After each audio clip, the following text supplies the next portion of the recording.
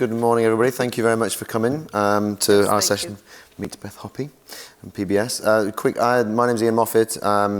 Just so you wonder why I'm up here. I've been in the television industry for about 20 years, the first 10 years in London, and then I moved to LA about 10 years ago and worked for various companies, including WME and BBC Worldwide Productions, and most recently Yahoo.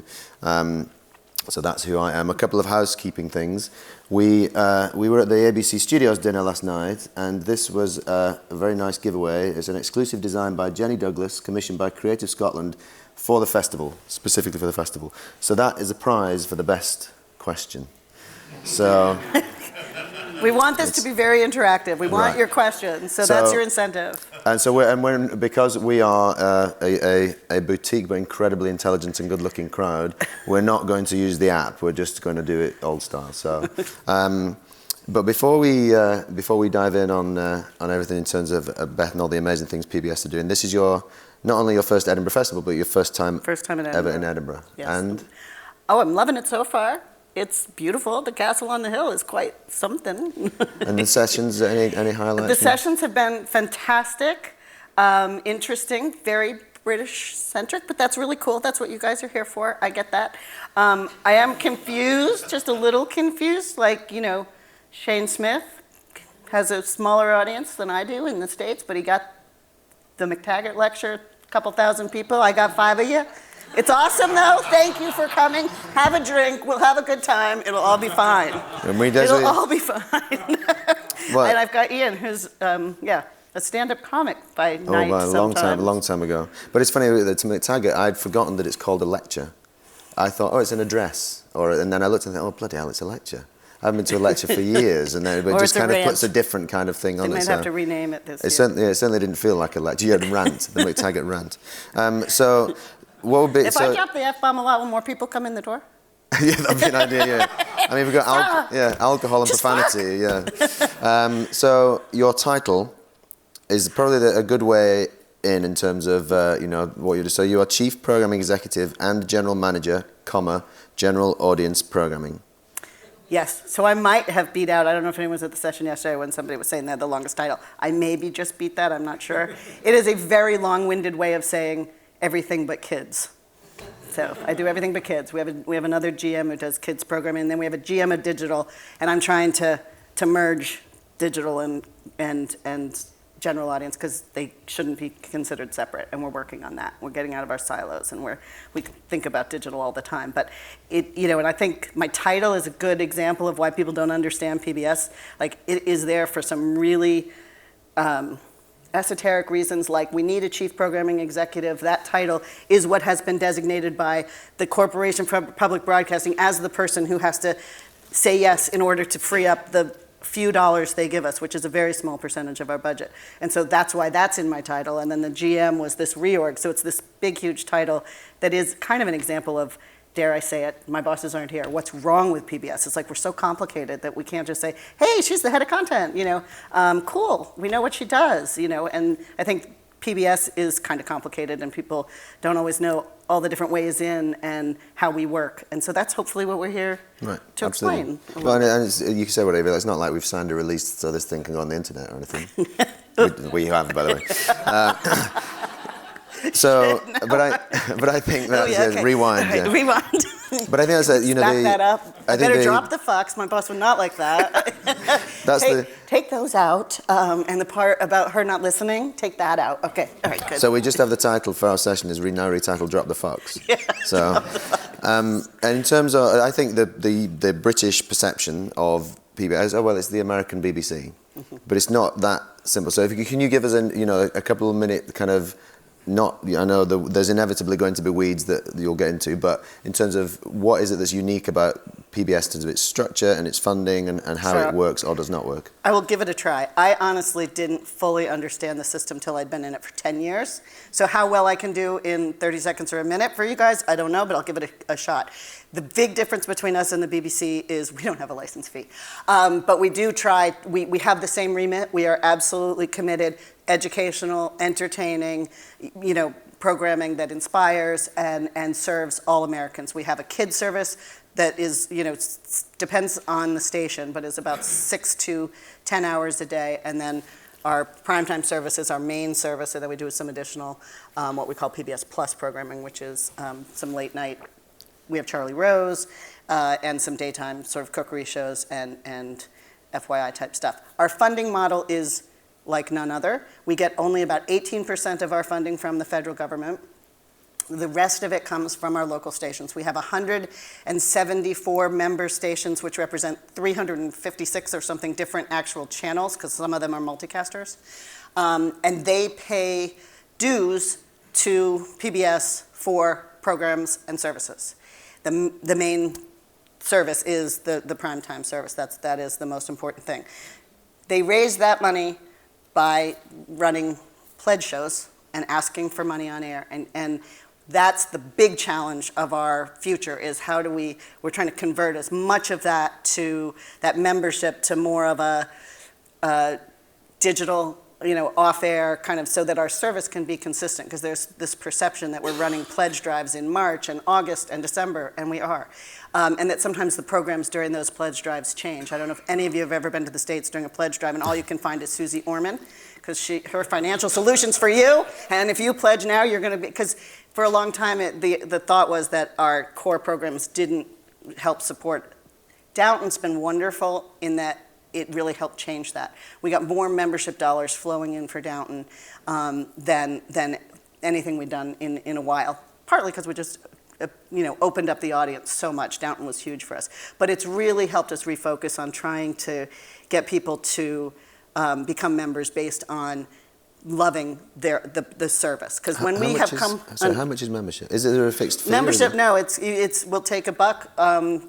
You have to give at least $60 a year to get membership video on demand, which is also known as PBS Passport, which includes a vast library of stuff, and that's been a huge. We just added that service a year ago, and that has been a very good deal. Huge money raiser. $5 a month. Yeah, $5 a month, and you can have access to the library. And but you can be a member at any level, and that's where we got a little transactional for a while, because it was sort of like, for your pledge of $200, you get Susie's tapes plus she'll call you and tell you what to do with your money, and it got a little crazy that we had all these different thank you gifts. But we're working on those models. It is different than anything anybody else does, but it's also treasured, and that is what's so important to us. When 4 years ago, some presidential candidate made a flip comment about wanting to defund Big Bird, and everybody just it was huge backlash. We are loved from across the political spectrum. So the irony being Big Bird is now on HBO, though, right? Oh, fuck, yeah. I forgot to mention. You had to go That's the age of that. competition, isn't it? We have Big Bird still. We just have Big Bird 9 months after they do. Oh, right, okay. They have the new shows. Big Bird's second window. And they're cleaning up the neighborhood. It's not quite as gritty as... Oh, right, yeah, and we can go down, that's a separate session, Sesame Street then and now. Yeah. So before we get to I hate drinking alone. Can somebody come? And if anybody does want a Bloody Mary, do come up, we're going to be hammered. There we go, good man, look at that. So in terms of your path to PBS, so we have some context when we talk about the programme plan. You've been in public service broadcasting since, and then a bit of a detour out and back in again. So you started in New Hampshire. I did. Was anyone at the session this morning, the James Corden session? He told you what he did all day. Do you want me to tell you what I've done my whole life? It could go on for... Every day of your whole life? No. Yeah, right, well, I'll try to go real quick. New Hampshire Public Television, tiny little public television station, did local production. Do you guys know the host, Tom Bergeron, who does Dancing with the Stars in the U.S.? He, at the time, was the host of a little show called Granite State Challenge, so I got to floor manage for him. Coming to you, Tom. And then it went from New Hampshire Public Television to WGBH in Boston, which produces much of my national schedule now. I worked at the local news show there, and Nova for a long time. Nova's still with us. We might not... Things tend to stay a long time. Masterpiece Theater comes from WGBH in Boston, so does Frontline, which is our hard-hitting investigative show. And then went to WNET in New York, which is also a producing station, and competed with my old friends from WGBH. Almost came to blows with Paula Absel once. It was interesting. And then now she's my best friend because I fund her. And while I was there, I co-produced a lot with Channel 4. We did all the house shows, 1900 House, Frontier House, Colonial House. House this not and just House that. not Hugh Laurie House. No, not Hugh Laurie House. no, Wish okay. I did. Wish I Right. did. No, I didn't have that one.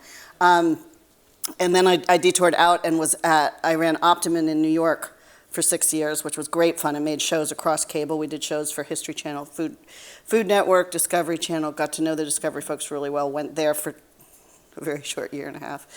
The door there goes like this. And then when I went there to do a big science show they were trying to do called Curiosity at the time. And I was supposed to work directly with John Hendricks, who was like so inspiring because he'd founded this network that was all about, discovery. But when I got there, they were doing, very different things. This was about 6 years ago now, 6.5 years ago now. And that was a time, Simon Andre ended up coming in and starting Naked and Afraid. And that was like where it was headed. And Simon and I had some interesting conversations. He thought I should move to LA and add Sex and Celebrities. I didn't really think that was where we wanted to go. And so it just seemed like a good time for me to go back to PBS. And they were looking to have me back to PBS. So that's the trajectory. Right. And it's super fun. And I'm really happy to have had the commercial experience, because I think there are people, and I don't know if you have this problem in this country, but if you spend too much of your life in the public service broadcasting side, you kind of lose sight of some of the things that are important, offering the best value for dollar and all of those things. So I've had just the most fun ever. But you do also actually have sponsorship as well. You don't have commercials, but you do have... We have sponsor spots. We're not really good at selling them because we leave it to different individual producers to sell them. So sort of Ken Burns is off with his relationship with Bank of America, and GBH has a whole sponsorship group that they're selling their product, and they try to represent some of the other people, and then WIDA, and it's a little, I'm not going to pretend it's perfect, but we do have sponsorship. It is, a significant part of our revenue. It is not the main part of our revenue. The lion's share, as I said, is right. The station dues. It will be fascinating because it's basically a voluntary license fee then, basically, but of whatever people want, like an open source, give Amazon wish list, give whatever you like or whatever you can. It'd be fascinating to see if we did that, how many people would actually pay. Well, I mean, we only have about 3 million members out of, we're available to 300 million Americans. So it's not the best ratio, 1%. No, but I wouldn't be surprised if it was similar. But they care, and, right. and that's who we answer to. And in terms of since you've been there, really building again the commitment to original programming, and obviously you had a lot of the big dramas. So let's watch, we'll talk a bit about, we're going to watch another quick VT now about Mercy Street and that, and then we can... Can I set this one up? Because we do, as you can see, a lot of British drama. We got Masterpiece out of WGBH, run by Rebecca Eaton for many years. She is brilliant at flying over and getting hold of the best scripts and getting in early, and so we're in on all kinds of things, from Poldark to Grantchester to Sherlock to Downton, which I can tell that story later. No one saw that coming as a big hit.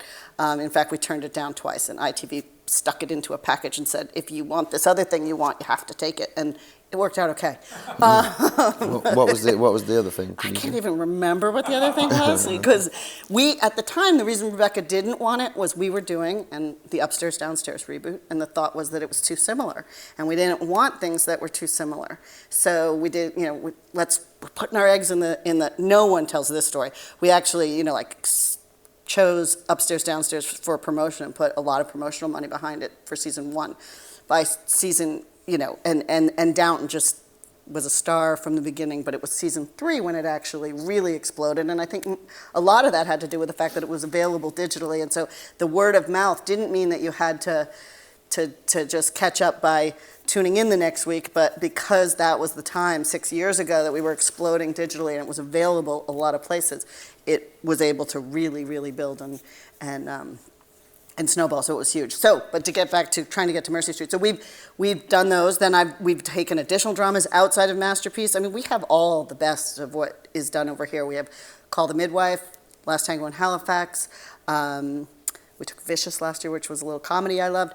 But we were able, just through new kinds of deals, to reboot an original American drama. This is called Mercy Street. It has, I think, an amazing ensemble cast. We just finished shooting season 2. It's started as a pitch to me for a docudrama by a woman who had done a lot of docudrama for the History Channel and was also, her husband's a big Nova producer. she and I got talking, thought it had possibilities beyond that, ended up pairing her up with the showrunner for ER for 8 years, David Zabel, and she really did just call him asking for advice. He got so obsessed with the topic, he's become our writer-showrunner, and then we brought Scott Free in to actually make it, and through innovative new deals and having Amazon as our digital partner on this, we have a 7-day window. They get it after that. We are going to have season 2 on this winter. So Great. Is that too much setup? No, it's brilliant. Okay. Good So stuff. we're pretty excited to have rebooted American drama. We think our place in that landscape, because there is a lot of great American drama out there, is the historical drama that has a layer of kind of information that maybe gets people talking about something they weren't aware of before, like contraband or like medicine, and like how the Civil War revolutionized medicine. That's not the top layer, that's underneath it, but we feel like it's an important element in order to kind of justify why we're in that game, in that space, because it is expensive. And so we'd like to keep doing 1 or 2 a year is what we hope to be able to finance, and a lot of it depends on the business models and being able to continue to be creative in that way, because that's part of what I do. And in terms of being creative, so how is your involvement with Mercy Street, is it from an executive day-to-day point of view different from something like Poldark or others? It's totally different. I'm probably a little too close to that one, because it was something that I started developing before I was even in the top job, because I have a kind of a rule that I shouldn't be point on any show, but I give notes on that one, because I just have been part of the development all the way along, and so, and it was such a big thing for us to get into that. Now, Poldark, Rebecca's in charge of it. I look at our producing stations as an extension of us. We are the largest funder of all of our strands, but then they do go out and find additional funding from underwriters, like we talked about, and other things. And with people like Rebecca and Paula Absol, who've been at this game a really long time, we do regular check-ins, but like for Poldark, she's the one reading scripts. She's the one involved with the team. And I know that for Rebecca, things vary from literally acquisitions, like season 1 of Downton was much more of an acquisition, to her being a totally involved co-producer, reading scripts and giving notes, and it runs the gamut. Right, and then obviously there's you do have a lot of those big signature dramas like Poldark, and you've got Victoria coming up, and it was funny in the leaders' debate where they were saying, they're terrible, they've scheduled together, and you've got them both. And I was just sitting there thinking, I have them both, and I've got one on in September and one on in January, and I don't have to worry about any of that stuff, and I am so lucky, because I would hate to be in the position they're in, on the other hand, as we were saying over our first drink. It's ridiculous, the idea. Now we're in a second. But we were just prepping. It seems ridiculous to me, the idea that you would want another broadcaster to stand down, like this idea that the BBC, like if someone said to me, you can't schedule because A&E has War and Peace that night, I would be like, fuck you, bring it on. Like, well, that's what they do. I mean, I think there is that much more, not even cutthroat, but it's just a commercial way of doing it. In the US, where the whole, when everybody does their upfronts and everybody looks at what the schedule is going to be, the kind of the trade press talking points are, CSI, Criminal Minds, or whatever they're all called, the different CSI, is up against this new thing on ABC. But they do occasionally do a bit of moving around, but it certainly doesn't enter the public conversation and become a kind of, a bill in the House of Commons or something. Yeah, that you would ever get involved in scheduling. And long run, the schedule isn't going to matter. It does still matter now. It matters hugely. It matters to the BBC. It matters to me because our audience is older, and that is where a lot of people still watch it. But our drama audience is 30% time shifted. So that's huge when you consider that our average age for our dramas is 64, I think, and 75% female. Those chicks know how to use their DVRs. You can't tell me that they don't, because I get a 30% boost between my lives and my Live Plus 7. So the schedule is going to matter less. So it seems ridiculous to me that you guys would even be talking about it at that level. But it's also, we have to compete. And if anyone ever suggested we should adjust our schedule to help a commercial channel, I don't know, it's kind of ridiculous. That's one of my pet peeves. Like, people don't know that PBS is the 5th most watched, and I know 5th, that sounds crappy in this country where you don't have that many channels, but in the US where you have over 100 channels, we're the 5th most watched, behind just ABC, NBC, CBS, and Fox. Who would have thunk it? By the amount of attention they get, press they get, the size of the room they get to talk in, you would think that some of the cable channels, had a lot more viewers than me. They don't. My prime time, I'm number 5 behind Fox and ahead of TNT, TBS, HBO, History, Discovery, Nat Geo. Smithsonian doesn't even hit the Richter scale. And I love them all. They're all really nice people, and I love competing with them. But, we're in a good place viewer-wise, but not the kind of place we were before there was all that competition, and I would never adjust my schedule to help them. It's not in my blood. Well, when word gets out next year that we had Bloody Marys and a prize, then we will be in. We'll be in the Pentland. So for indies that want to work with you and pitch you, one thing they might focus them on is what don't you do? Where should people just like, that's not us, we're not in those genre at all? I like to think we could do anything, but at the moment, we don't do. I watched Naked Attraction last night, and you called them for the format this morning. Here is the embarrassing part. I thought, oh my God, I can't watch this, and then I watched the whole thing. I couldn't not watch it, and I learned a lot. A lot. That said, I could never do that show, and I wouldn't do Naked and Afraid, and I wouldn't, I wouldn't do that kind of probably survival reality. Now, I say that, and Frontier House was kind of survival reality. Right. I'm looking at Jonathan Hughes. We did it together many years ago. So that's why we're not in the big shiny floor entertainment space, though I've long thought PBS should have had Dancing with the Stars. Right. We're not. What other spaces aren't we in? So one thing. So then, sooner or later, ABC will cancel Dancing with the Stars. Would you ever go in after the fact? After? Probably. Somebody will. Probably not, but probably not. No. Although we've done like genuine ballroom dancing competitions that used to do really well. Although the whole ballroom dancing competition world changed, and it's mostly. It's a very weird world. It's gotten strange. So, but also so you have on the factual side, you have a big output deal with BBC Factual. BBC, yeah. And on the factual side, I feel like I've talked too much about drama. We do a ton of. We only have drama one night a week. Sunday night's our big drama night. Tuesday, we're all about history and investigative journalism. Wednesday is science and natural history. We have our long-running strand, Nature. We have Nova. We have absolutely devoted the 10 o'clock slot to more science. We're looking for science for the 10 o'clock slot. We're looking for history for Tuesday nights. And we often co-produce with UK companies because it is a cost-effective way for us to get the most for our members' dollars. And so one big thing has been our JV, I guess, well, we don't call it a JV, that's what they used to call it with Discovery. We call it a co-production deal with the BBC, where we're doing a huge amount of programming, and it'll be interesting over the next few years as they transition to the studios model to see where that deal goes. But we love working together. I think we're a great partner for them. We get along with each other. We have similar values. We have similar tastes, and they're really good program makers. We also co-produce some things that are on the BBC. We're doing The Slum with Wall to Wall right now. We've got several things with Nat Geo Channels International, with Hamish that are being made by UK companies. We work with Bigger Bang on Stephen Hawking's Genius. We work with DSP on Nazi mega weapons. That was a great show for us for 10 o'clock on Wednesday night coming out of Nova. The audience just flowed right into it, and it worked really well. And so. No, but wait a minute. Nobody else in the US is doing documentaries other than Vice, right?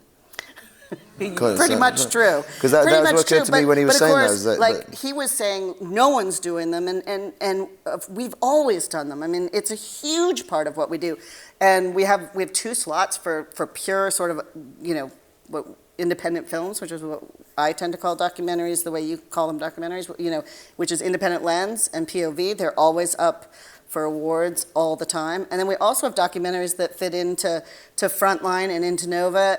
So we do many more hours of documentary than anybody, and I don't put myself in every one of them. I mean, so in terms sorry, I am really misbehaving. You need to do a documentary about Shane Smith. But in terms of the process, so are those individually commissioned, and then they go into the the franchise, the independent lens, or is it independent lens commissions all those things themselves? Do you understand what I mean? I do. It can work both ways. Independent lens is run by ITVS, which has money directly from Corporation for Public Broadcasting. And ITVS, not ITV Studios? Not ITV Studios. Right. ITVS, Independent Television Service. It's in San Francisco. It is part of the public media world in the U.S., and they have money just for... It really came about because... I think it was late 70s, early 80s, there was a concern that the money in public media was going to a few big producing stations and not to individual producers. And so their job is to fund the smaller independent producers, most of whom are making feature documentaries. So that's one way that it works. Sometimes the producer comes with a project they have some money for and are just asking for additional money. Other times they're commissioning. And it's the same with Nova, Frontline, American Experience. Producers can go pitch ideas. They can come in with a partially funded project, a partially made project. It works both ways. And they're coming to you, or they're going to ITVS? See, it's complicated.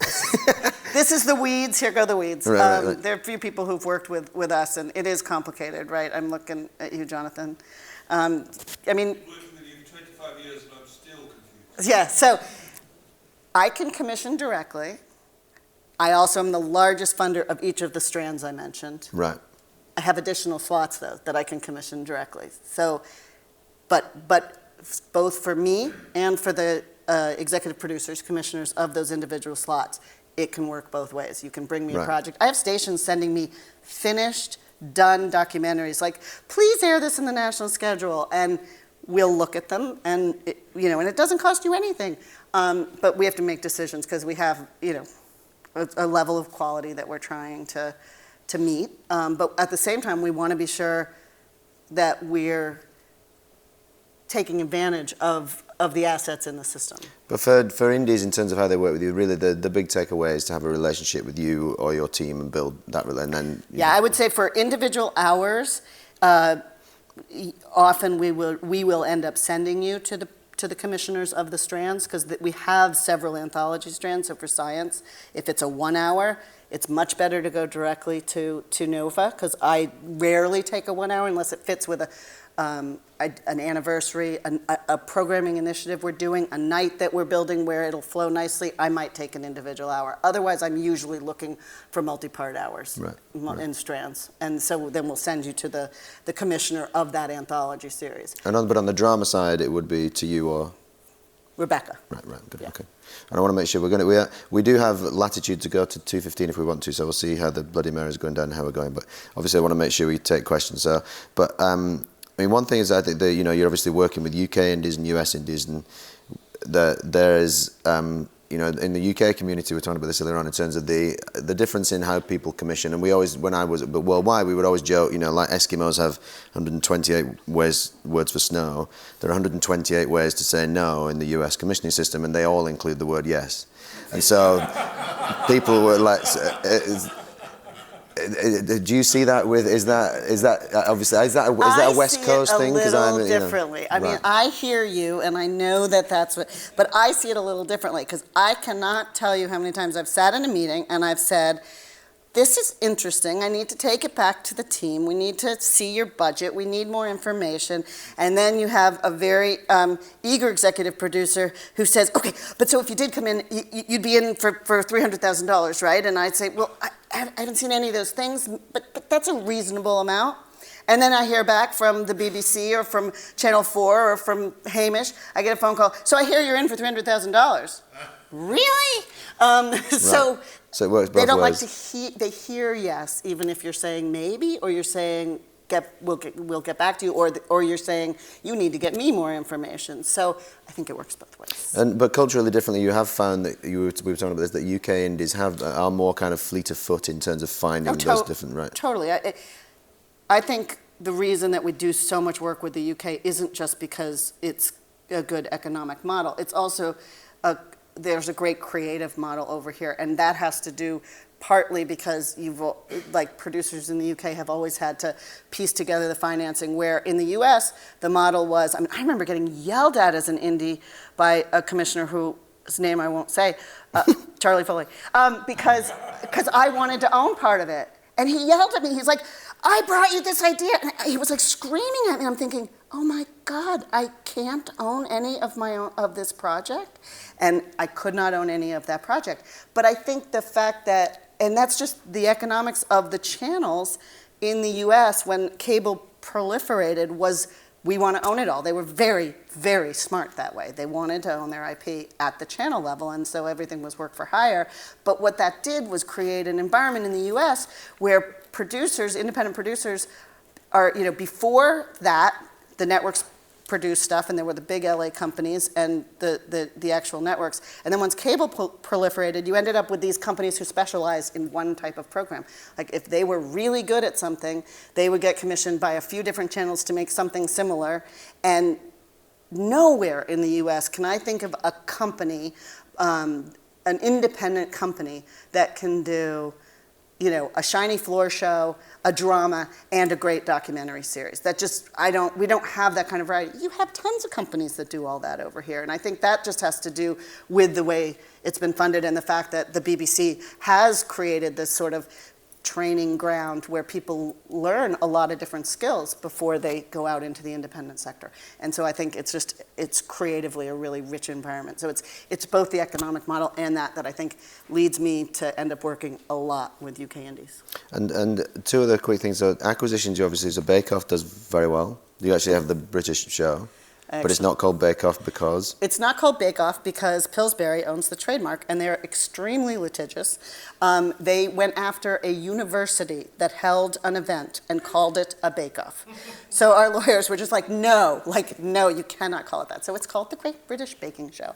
And it's done really well for us, and we've had it, and then it went away because they were trying to make a US version. There have been 2 network attempts at US versions, neither of which have been breakout hits, because it's not that easy to reproduce that quintessentially British thing. And it's also the ensemble that are the judges and the hosts, and it's unbelievably great casting. But so we're running the UK versions, and we've been running them quite a bit later than they were done over here. What's your lag? When will you get the... We just aired the one that aired here last fall. I can have the season that's going out now, and I literally, when I heard the 10 million number the other day, called my schedule. I'm like, okay, when are you going to air it? He's like, next summer. I'm like, no, we're moving it up. We got to move it up. Right. It's fun to wait till after it airs here, because then the contestants are available and they get psyched to do social media and they play along as if they don't know who already won, and it's kind of fun. That said, Food and Wine magazine this week published an article telling people how to hack the iPlayer and see it. They're like, you don't want to wait for PBS. I'm like, letter to the lawyers, call Food and Wine. We cannot have Well, them the other thing you do is you pay $5 a month for Tunnel Bear, which is a VPN masking device. And that's what we do. Legal? That's what we do. Is that moving legal? on. That's what they were I don't know. That's exactly what they were telling them to do. So we do. It's very easy. It's great. That's why. I think you're breaking the law. I don't think so. Hello. Where I am is that arrest him. I do have a betting account with Sky Bet, which I use it for, which is illegal, and I'll go to prison for that. But that's another story. So, but before I want to make sure, obviously, I think both questions. our careers are over. But it's right. But I do want to. So arts. That really is. You do a lot of arts. We do a ton of arts. We love arts. I think it is a space that is uniquely ours. There is nobody else in it. You sound like Shane Smith when you say that. Oh, geez. Sorry, it's we're true. no more Shane Smith. No more Shane Smith. Somebody name a channel in the US that does arts. I can't think of one. A&E, Arts and Entertainment. But it's in their title. Surely they do arts. Surely they do. Check the schedule, though. Right, okay. So arts is hugely important to us. And actually, when I started 5 years ago, I felt like the whole world was mine, because nobody was doing science and nobody was doing natural history and nobody was doing documentary. That's not true anymore. They have come back into those spaces. I do think the pendulum swings, and there is a kind of, they call it a back to brand at Discovery. They call it a global brand play at Geo. They call it whatever they want to call it. They're definitely back in that space, except for the arts. And we're really committed to the arts. We've always had arts. I really want to reinvent arts and have it expand from pure performance, which is what it's been mostly on PBS lately into, are we leading into the tape? So what was I going to say, because it is a big coup for you there. I don't know how much awareness there is of Hamilton, the musical, here, but do you guys know how big it is in the US? It's like just such huge. a phenomenon. And you've had a documentary filming them for 2 years before it launched, which is just like almost like prescient in terms of seeing it coming. Well, so we do have a video for that, but it's 4 minutes long, but I mean, we all have nowhere else to go. No, but I think if you don't mind us running 5 or 10 minutes a bit longer, I don't think there's other things to go to. But I mean, I think it would be great to see that, and you could talk to us a bit more about it. And I'll tell the story of how we got it. Lin-Manuel Miranda we did his show in the Heights as part of Great Performances. It was good. It was, got some attention. It was not a huge rater for us, but it established a relationship that the editor on that show had the idea of like, I want to sort of follow you and follow the process, and talk to David Horn, who's the executive producer of Great Performances. He's like, yeah, I'll support that. That seems like a good idea. So this documentary is a result of that. It is going to be the kickoff of our arts festival starting October 25th, and Lin-Manuel Miranda is volunteered to be the host of our entire arts festival, which will run from October 25th till just before Christmas. He'll intro all the shows. He is a PBS fan and committed, which is huge. Like, I know people who paid $1,000 for one ticket to see Hamilton. He's the hottest artist in America right now. And so if you'll indulge me, we do have a 4-minute look at Hamilton. And since you can't get tickets, this might be more of the show than you've seen before. This is the entire play in 4 minutes, so yeah, reduce Shakespeare. So that was, you went to incredible lengths to avoid paying $1,000 for a ticket, basically. I've got an idea, do a whole thing for 2 years, and then I can... Wait, so you've seen the show? I have not seen the show. You haven't? I haven't seen the show. I haven't seen it either. But there's nothing that's entered the conscious of like... And we don't have, I have to be really clear because I got misquoted in the press. We do not have the whole show, and what we're showing is a documentary about the making of the show that includes X number of minutes. I said the number and I got in trouble for that. It's pretty good of the show, just being clear. Okay, so we're going to have a competition for the best question. I know we're all British, and so we'll all be... Well, we're not all British. Actually, I'm both now, but anyway. So I think... Congratulations. Thank you very much. Yes, they make it about me. Are you going to vote? Nice. Yeah, no, I'm bloody right, I'm going to vote. That's why I did it. I love Donald. So... I'm not sure he'll be in the race come November. It's going to be Hillary and against Hillary. So, don't be British and hide your lights under a bushel. Think some great questions. So, who wants to kick us off? Young man at the back there. You look young, it's just the lights, I think you're young. I'm not British, so sorry.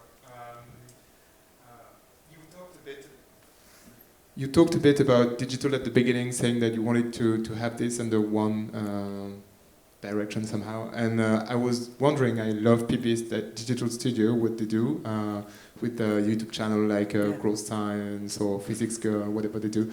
Do you plan to have these incredible talents on television? Do you work on that or not at all? Just to know. We do think about that. We haven't had many successful transitions, but we want there to be more connections. We won't for a minute, I'm so glad there's a Digital Studios fan here, we won't for a minute stop doing, because there is a short form video that does speak to a certain age group. It also gets used in schools an incredible amount, which sounds crazy, but it does. Grow Science, for instance, which comes from Nova. Nova makes Grow Science. And that, to me, is the perfect example, where it's just our production units are working across all platforms and making content specifically for those platforms, but that there are points of connection and crossover, whether it's as simple as the general area of programming science, or it's more specific where we can actually get talent who cross over. I think we will. We haven't yet, but I think we will. Okay, we have a front runner for best question. Love this competition. Beth, in Britain, over turning to factual, in Britain over many years, the strands have been sidelined a bit. They're no longer all that regular. They're not really where the main action is for big scale programs on Channel 4 and specials, if you like, on Channel 4 and on the BBC. And yet, on PBS, from what I'm hearing, what I know, the strands are really strong. Frontline and Nova, American Experience, American Masters. What is it about those strands that makes them good brands? I think they're in a really busy environment. They all almost hate to say this, have been around so long that they're really well known in their own right and have developed their own unique fan base that helps us achieve our mission of serving a really broad audience. Because we have some crossover between Antiques Roadshow and Nova, but not a huge amount, and that's good because we set a goal to serve a wide swath. And so I think they all have had strong leadership, incredibly strong leadership, often unchanged leadership. But in other cases, like Frontline, David Fanning handed over to Rainey Aronson last year, and it's been an incredibly smooth transition, and Rainey is bringing a whole new playbook to the game. She's in VR, she's huge on digital, she's big on social media, and continuing to make excellent investigative documentaries. And again, that's another space I feel like we're alone. There isn't another long-form investigative series on American television right now, which is kind of shocking. 60 Minutes is magazine, so there are only 20-minute pieces. Nightline's at midnight, and I think they have about 16 minutes of content. So there isn't a lot of. And do they still rate well for you? The Frontline? The kind of the science and the factual as a whole. I mean, Nova is Wednesday night is our second highest rated night to our drama night, which is Sunday. I'll be honest, the investigative stuff, the pure rating on a Tuesday night isn't one of our higher numbers of the week, but the importance of what it stands for, we're absolutely committed to it. And when you add in the digital numbers, and there's no easy way to add them up and to then say this is how many people it reached, because you can't dedupe streaming numbers, and there's all this stuff. It's that Franken data that we're all striving to figure out how to talk about. But we know Frontline, it's one of our most successful digital strands. And the other thing in terms of consumption, is one of the most right. Okay. And the other thing we've learned is while all the short form and digital studios is fantastic and we love it and it's a great way to reach a new audience, we get the most streams for our long form content. And Frontline is one of the highest. Nova gets a ton of streams, and our drama is huge. Okay, anybody else?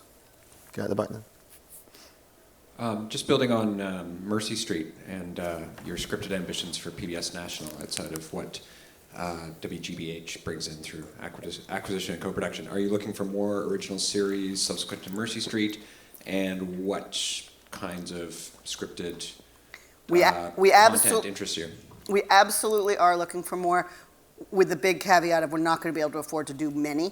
So I don't, if I get flooded with 100 great project ideas, we'll be lucky if we do 1 or 2 a year, I think. That said, I've been focused on trying to develop that area where it's based in real history, and there's some element of that we can bring to the table. While we're not the only ones in historic drama, I would say we're the only ones who are absolutely committed to getting it right and being sure that it has all the underpinnings. That said, I would look at things that are outside of that, but that's where we think our space will be. And if a project is an appropriate fit, are you open to developing a scripted project with a British producer before there's a British network involved as the first network in? Sure. I mean, we don't. There's nothing that would keep us from doing that. And do you develop in terms of, or is it? We do development deals. Right. Yeah, we have a decent budget for development. In fact, I have 2 dramas that we have paid for a single script and a Bible as we're trying to get more into that space. Those both happen to be American, but we have done 2. Actually, one is an international company, and one is an American company. And so we do development, and we do development in the factual space as well. We're happy to invest in, growing an idea. At the back there. Hi, I'm Ian Russell from ITM Productions. We've got a good relationship with Frontline. We did Escape from ISIS and Children on the Front Line, those things. But it's interesting hearing from you about the kind of broad spread of what you do. For example, with factual formats, how should we engage with you? Is it something that we should speak to you directly, or is that I have a something- team, and we would be happy to hear those pitches. Absolutely. My email address is bchoppe@pbs.org. I will send it. I will forward it on to somebody else because I try not to be point for projects, and I have genre heads. Bill Gardner looks after science and natural history. Marie Nelson looks after news, public affairs, that kind of space. Arts is a little bit floating right now. Arts and drama are a little bit floating right now, so I've been a little bit more hands-on, but I have a guy named Roberto Rodriguez who coordinates all the pitches on that. So So BCHIMHAPPY, was it? BCHOPPE@pbs.org. Yeah. Okay, great. Okay, we've got time for one more, and then we'll have to do the X Factor judging of the... I'm just interested because obviously I think the US market's always had a great fascination with the UK, but given that there's this growth of international drama outside the UK, is that something that PBS is considering opening up their drama Absolutely. arena to? I don't know if I should say this. I looked at Versailles. I was really interested, which was French-British, but I kind of agree with some of the comments made yesterday. I'm glad I passed on that one. But it's beautiful, but it wasn't probably for us. But yeah, I'm open to other places. I think, though, the English language piece is important. We have the Tunnel right now, which has French and English, and the French is subtitled. It's more English than French. It also is airing at 10:30 because we had a bunch of 90s over the summer, and it hasn't performed as well as I'd hoped, but I really like it. I really like it a lot. It's done well in digital, again, streaming. But yeah, so we're open to not just British. That's the question, right? Yeah, not just British dramas. I've looked at a couple Canadian dramas. I've looked at a couple Australian dramas. So And we're gonna take one extra in a last-ditch effort to win the painting. We're doing scripted here. We talk quite a lot about how difficult it is for comedy to translate across to America. You know, you obviously sometimes sell the formats, but it's unusual to have an actual British show. And so you're talking about Vicious. I wondered why you think that one's worked for you, if it has. I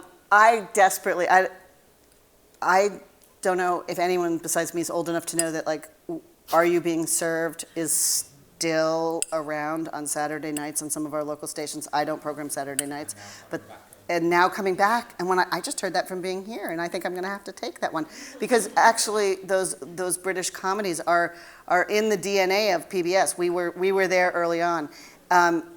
We got out of that. I've been looking at some, hoping to bring them back. Vicious seemed like the perfect one to me. It worked okay ratings-wise, not great, but we did some great stunts. Ian and Derek were the marshals of the Pride Parade. They had the best time. It was so much fun. We wanted to keep going, and it was actually ITV who pulled out, and we couldn't afford to do it. We paid for that last, there was a last special that wrapped up the story, but we wanted to keep going. But I'm very interested in comedy. I think, like, I've looked at a few. I don't know if they've just gotten more regional or the accents have gotten tougher. It's like I haven't found the right one, but I'd like to. And I haven't had anybody focusing on it, but it's something I'd like to do. Nothing wrong with an accent. Yes. So, are you comfortable? Are you comfortable choosing the winner, or do you feel it might make? Do you think I have maybe to do you that? should. I think it wouldn't be fair for God, me. I feel terrible about that now. Okay, all right. Well, only because it was an area we didn't talk about that we were going to talk. Oh yeah, did the clapometer? Yeah. No, because we intended to talk about digital, and I let it pass, but the gentleman at the back brought it up, so I'm going to give him the prize for them. So thank you very much. I hope that was helpful and entertaining and intoxicating in more ways than one. I think of the five folks here, 2 of the questions were from Americans. Like, right, that's English people. We don't like to no, it's fine. We'll go. You know. Well, thank you ever so much. Yeah, that was good thank fun. you, Thank you. No, great. Thank you.